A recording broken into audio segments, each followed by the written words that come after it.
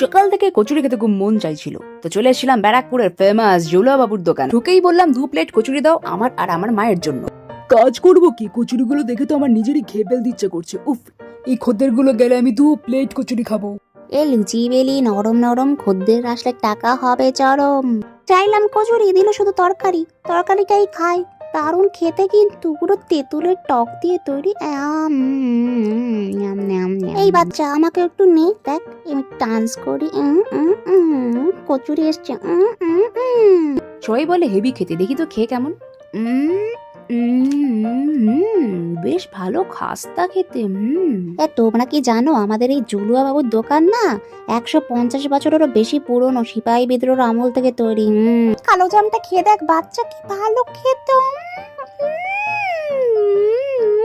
এত বড় হয়ে গেছি, তাও আমার মা আমাকে সবার সামনে বাচ্চা বলে ডাকে। উফ দাদা, তাড়াতাড়ি টাকাটা নাও, খুব বেশি কচুরি খেয়ে নিয়েছি, বাইরে গিয়ে একটু কোল্ড ড্রিঙ্কস খাবো।